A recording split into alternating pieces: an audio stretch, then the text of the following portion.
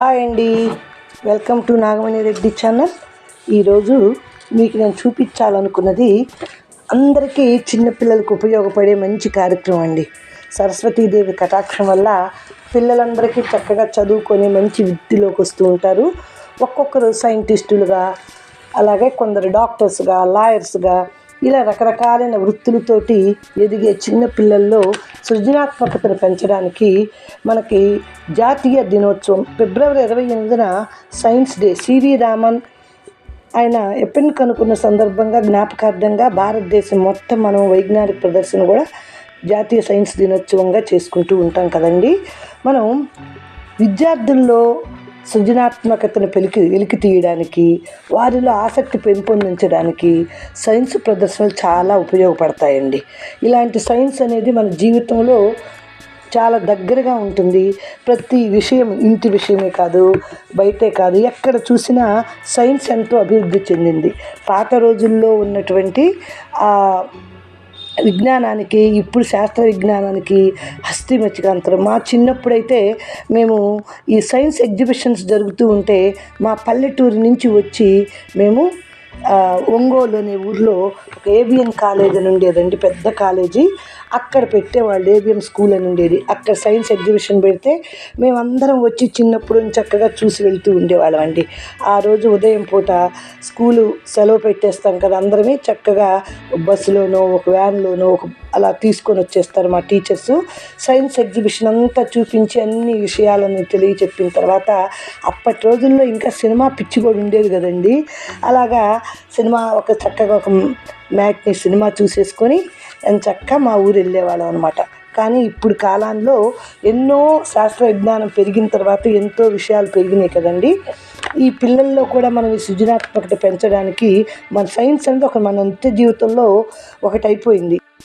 అప్పటి సివి రామన్ దగ్గర నుండి ఇప్పటి మన మాజీ రాష్ట్రపతి అబ్దుల్ కలాం లాంటి గొప్ప గొప్ప సైంటిస్టులు మన దేశానికి ఎంతో పేరు ప్రఖ్యాతులు తెచ్చి ఎన్నో గొప్ప గొప్ప ఆవిష్కారాలు చేశారండి.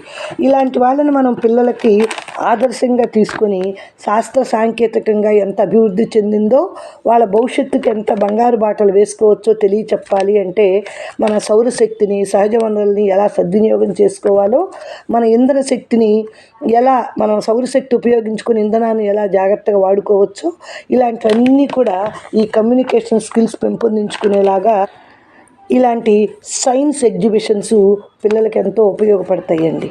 వాళ్ళల్లో రకరకాలైన కొత్త రకాలైనవి ఎన్నో తయారు చేసి వాళ్ళ ప్రతిభను చాటుకునే అవకాశం ఇది. ఆ పిల్లలకి ఒక లక్ష్యం, ఒక గమ్యం ఏర్పడాలి అంటే పెద్దలు మనం చక్కగా సహకరించి వాళ్ళకి మనసు ఎలాంటివి తయారు చేయాలని వాళ్ళు అనుకుంటున్నారు, వాటికి పెద్దవాళ్ళు హెల్ప్ చేసి ఇలాంటి పరికరాలు ఇప్పటి నుంచే మన సాంకేతికంగా, శాస్త్రీయబద్ధకంగా ఎలా ఉంటాయని పిల్లలకి నేర్పించామనుకోండి, ఈ బట్టి విధానం మారిపోయి పిల్లల్లో కూడా నైపుణ్యం వెలుకు తీయొచ్చండి. మనం భవిష్యత్తులో గొప్ప గొప్ప శాస్త్రవేత్తలు ఇలా తయారు చేసిన వాళ్ళే అవ్వచ్చు. ప్రతి విద్యా సంస్థలు కూడా పిల్లలకి వాళ్ళ కమ్యూనికేషన్ స్కిల్స్ డెవలప్మెంట్ చేసుకునేలాగా ఈ సైన్స్ ఎగ్జిబిషన్స్లో కొత్త కొత్త వాళ్ళు ఆవిష్కరించే రకరకాలైన వాళ్ళ చిన్ని చేతులతో అందంగా చిన్న చిన్న ప్రయోగాలు చేసి అవి అందరికీ చూపించటం అనేది వాళ్ళకి ఇప్పటి నుంచే వాళ్ళలో ఉన్న సృజనాత్మకతను పెంచిన వాళ్ళం అవుతాం అన్నమాట. దీనిలో భాగంగానే డ్యాములు, ఫైరు, అలారం, సోలార్ సిస్టమ్, అలాగే గణితంలో ట్రిగ్మా అని, మైట్రోపార్ అని, పైథాగరస్ లాంటివన్నీ కూడా వాటితోటి మన సహజ వనరులతోటి ఎలా ఉపయోగించుకోవాలి, అవన్నీ ఎలా తయారు చేశారు అనేది కూడా చూపిస్తున్నారు. అదే కాకుండా మన జాతీయ భావం అండి, మన జాతంలో లౌకిక రాజ్యం, అనేక మతాలు, కులాలు కలిసిమెలిసి ఒక బంధువుల్లాగా, స్నేహితుల్లాగా ఎంతో గొప్పగా మన జీవితాలు ఉంటున్నాయి మన దేశాల్లో. ఇలాంటి వాతావరణం ఒక ఇండియాలో మాత్రమే ఉంటుందండి. ఇలాంటి చాటి చెప్పే అనేక రకమైనటువంటి ఇలాంటి ప్రయోగాత్మకమైనవన్నీ చేశారు పిల్లలు. అదే కాదు, వాతావరణ సమతుల్యతగా ఉండాలి అంటే ఎలాంటి ప్రయోగాలు చేస్తే మన పిల్లలకు కూడా ఇలా తెలుసుకోగలుగుతారు. వర్షం ఎలా వస్తుంది, చెట్లు ఎలా బతుకుతాయి, జీవరాశి బతకాలి అంటే వాళ్ళకి కావలసిన వనరులు ఏంటి, ఇలాంటివి కూడా ఇలాంటి వాటిల్లో తెలుసుకోగలుగుతూ ఉంటారనమాట. అవే కాదండి, చిన్న చిన్న పిల్లలైతే ఇప్పటి రోజులను బట్టి ఫస్ట్ పూరిళ్ళు ఎలా ఉండేవి, పెంకుటిళ్ళు ఎలా ఉండేవి, తర్వాత క్రమక్రమంగా డాబాలు, అలాగే స్టైర్స్, బిల్డింగ్స్, ఇప్పుడు అపార్ట్మెంట్స్, ఇలా రకరకాలైన వచ్చినవి. అవే కాకుండా మన నైబరింగ్ మన పిల్లలకు ఉపయోగపడే మన పెద్దవాళ్ళని వాళ్ళకి చెప్తూ ఉంటాం లెసన్స్.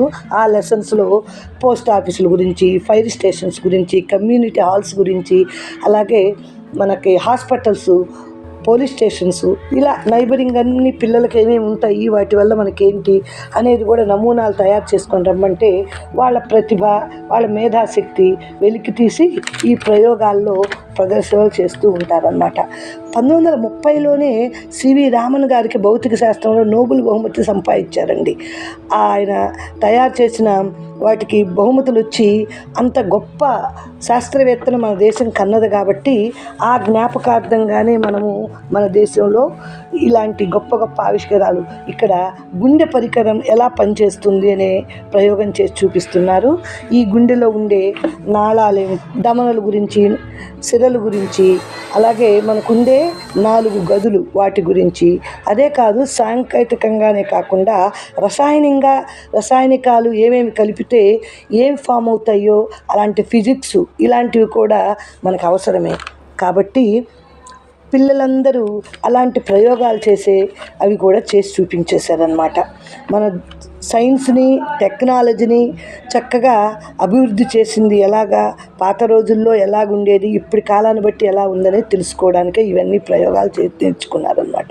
అదే కాదండి, ప్రపంచ సవాళ్ళల్లో ఎదుర్కోవాలి అంటే, స్థిరమైన భవిష్యత్తును సృష్టించాలి అంటే పిల్లలకి సైన్స్లో, టెక్నాలజీలో మంచి పాత్ర ఉండాలండి. వాళ్ళకి కీలక పాత్ర సైన్సు, టెక్నాలజీ. ఈ సైన్స్ అభివృద్ధి చెందితేనే దేశాభివృద్ధి కూడా ఉంటుంది. మన దేశాభివృద్ధి ఆధారపడేదే సైన్సు, టెక్నాలజీదే పైన. ఈ కాలంలో ఆ రోజులకి ఈ రోజులకి పోల్చి చూస్తే మా కాలంలో లేని ఎన్నో వనరులు, వసతులు, ఎంతో టెక్నికల్గా ఎంతో డెవలప్మెంట్ ఉంది. అలాంటి ప్రయోగాలన్నీ కూడా పిల్లల ద్వారా చేసి చూపిస్తూ ఉంటే వాళ్ళు ఎలాంటి దశ నుంచి మన దేశానికి ఎలాంటి అవకాశాలు, అలాగే ఎలాంటి కొత్త కొత్త ప్రయోగాలు చేశారో పిల్లలు చక్కగా చూపించగలుగుతారనమాట. వాళ్ళకి విద్యార్థి దశ నుండే పరిశోధనలు, ప్రయోగాలు ప్రోత్సహిస్తూ ఉండాలండి. అలా చేసినప్పుడే సమాజం కూడా అభివృద్ధి జరుగుతూ ఉంటుంది. అంటే పిల్లల్లో సృజనాత్మకత, అలాగే ఈ పరిశోధన చెయ్యాలి అని, ప్రయోగాలను చెయ్యాలి అని వాళ్ళకి ఎప్పుడైతే ఉంటుందో వాళ్ళల్లో కూడా చదవాలి, అది నేర్చుకోవాలి, అది ఇంకా 10 మందికి చూపించాలి,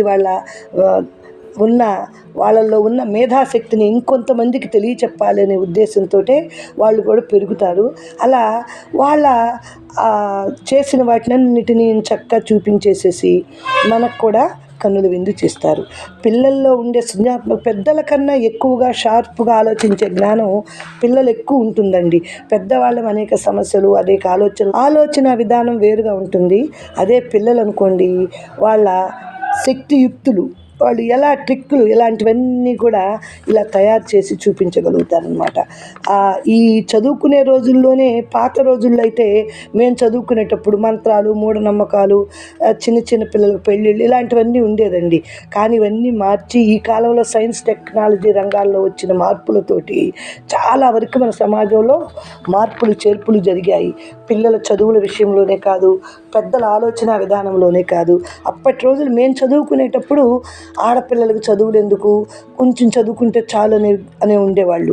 కానీ ఇప్పుడు కాలంలో ఆడ మగ తేడా లేకుండా అందరూ అభివృద్ధి చెందాలి, వాళ్ళ చదువుతోటే వాళ్ళ భవిష్యత్తు ఆధారపడి ఉంటుంది అనే ప్రతి తల్లి తండ్రి వాళ్ళకి మంచి చదివించాలి అనే ఉద్దేశంతో వాళ్ళ కష్టపడైనా సరే వీళ్ళకి భవిష్యత్తును ఏర్పరుస్తున్నారు. ఆ భవిష్యత్తుతోనే సైన్స్ని, టెక్నాలజీని ఎలా ఉపయోగించుకున్నారో తెలుసుకొని సమాజంలో మనం కూడా ఒక గొప్ప స్థానం పొందాలి అనుకుని ముందు నుంచే ఇప్పటి నుంచే పిల్లల్లో ఈ సృజనాత్మకతను పెంచుకోవాలి. కాబట్టి ఈ సైన్స్ డేలు రకరకాలైన ప్రయోగాల ద్వారా ఈ సైన్స్ టీచర్స్ పిల్లలకు కూడా ఇలా చేస్తే అదేదని వాళ్ళకు కూడా వాళ్ళకి హెల్ప్ ద్వారా రకరకాలైన ప్రయోగాలు చేసి చూపిస్తూ ఉన్నారండి. విద్యార్థులకి విజ్ఞాన శాస్త్రాన్ని శాస్త్రీయ పద్ధతిలో ఎలా అధ్యయనం చేసి గొప్ప పరిశోధకులు అవ్వాలో, అలాంటివి ఎదుగుతారు. ఇలా మనం మన దేశంలో అన్ని రంగాల అగ్రదేశాలతో అగ్రస్థానంలో ఎలా ఉండాలని మనం పోటీ పడి ముందుకు వెళ్ళాలో పిల్లలకు కూడా ఇప్పటి నుంచే మనం నేర్పించాలి. ఈ సృజనాత్మక శక్తిని ప్రోత్సహిస్తేనే పిల్లలు కూడా ఉన్నత స్థితికి ఎదుగుతారండి. వాళ్ళ స్కిల్ డెవలప్మెంట్ పెరగాలంటే ఇలాంటి సైన్స్ ఎగ్జిబిషన్లు చూడడం, అలాగే వాళ్ళు కొన్ని వస్తువులు తయారు చేయటం, వాళ్ళ మేధాశక్తిని అలా పెంచుకోవటం కూడా ఒక మంచి పరిణామం అనాలి. పాత రోజులకి ఈ రోజులకి ఎంతో తేడా ఉందని చెప్పాను కదండి. అన్ని విషయాల్లోనూ కూడా పిల్లలు ఎంతో అభివృద్ధి చెందుతూ వాళ్ళ తెలివిని చాలా చక్కగా ఉపయోగించుకుంటున్నారు. మన దేశంలో ఎంతమంది మేధావులు పరాయి దేశాల్లో గొప్ప ఉద్యోగాలు చేసి మన దేశానికి పేరు ప్రఖ్యాతులు తెస్తున్నారండి. ఒక సైంటిస్టే కాదు, ఒక డాక్టర్ కానీ, ఒక ఇంజనీర్ కానీ మన దేశంలో లేని మేధాశక్తి ఏ దేశంలో లేదు అన్నట్టు మన విద్యార్థులందరూ ప్రతి దేశంలో, ఒక అమెరికాయే కాదు, ఇంగ్లాండే కాదు, ఈజిప్టే కాదు, అలాగే ఆస్ట్రేలియా, ఇలా రకరకాలైన అరబ్ కంట్రీస్, ఇంకా అన్ని దేశాల్లో కూడా మన గొప్ప మేధా సంపత్తిని అక్కడ వాళ్ళకు చూపించి మన దేశం గొప్పతనాన్ని చాటుతున్నారు. జనరల్గా అందరం అనుకుంటాం దేశం కాని దేశంలో బ్రతకటం ఎంత కష్టమో అని. కానీ మన దేశంలో అవకాశాలు తక్కువగా ఉన్నప్పుడే కదండి వేరే దేశాలకు వెళ్తూ ఉంటారు. ఈ రిజర్వేషన్లని అవి ఇవి అని కొంతమందికి ఉద్యోగాలు రాక కూడా వాళ్ళ మేధాశక్తిని పరాయి దేశాలకి వాళ్ళ ఉపయోగిస్తున్నారు. మన దేశంలో ఉపయోగించుకుంటే మన దేశం ఇంకా ఎంతో అభివృద్ధి చెందొచ్చండి. ఇలాంటి సైన్స్ డేలు తప్పనిసరిగా పిల్లలందరినీ కూడా చూపించాలి, వాళ్ళల్లో కూడా వెళ్ళాలి. మనము ఇలా చెయ్యాలి, మనము మన శక్తిని పెంచుకోవాలి, మేధాశక్తిని. సాంకేతిక రంగంలో వచ్చే మార్పుల్లో మనము పాలు పంచుకోవాలి. అలాగే కొత్త ప్రయోగాలు చేసి దేశానికి గొప్ప విషయాలను కనిపెట్టాలి అని ప్రతి పిల్లల్లో ఇంతటి విషయాలన్నీ తెలుసుకుంటూ ఉంటారండి. చూడండి, కొత్త ప్రయోగాలు ఎన్నో చేశారు పిల్లలు. ఈ పిల్లల ప్రయోగాలు మీకు అవి చూపించు మాట్లాడించి చెప్పాలి అంటే కనుక మనకి ఇది షార్ అండి. అక్కడ ఉపగ్రహాలు పంపించే కేంద్రం ఇలా తయారు చేశారు, చూశారు. మనం పిల్లలకి ఇలాగ అన్నీ చేయటంలో వాళ్ళ గొప్పతనాన్ని చూపిస్తూ ఉంటేనే వాళ్ళు అభివృద్ధి చెందుతారు. అంతే కదండి. జంక్ ఫుడ్ల వల్ల కూడా ఎంత హాని జరుగుతుందో అది కూడా ఒక ప్రయోగంలో చూపించారండి. అలాగే మన అన్ని రంగాలలో, ఒక రంగం అని కాదండి, విద్యారంగము, వైజ్ఞానిక రంగము, శాస్త్రీయ రంగము, టెక్నాలజీ రంగము, అన్ని డెవలప్మెంట్ గురించి కూడా పిల్లలు చాలా వరకు కొత్త ప్రయోగాలు చేసి మనందరికీ చూపిస్తున్నారు.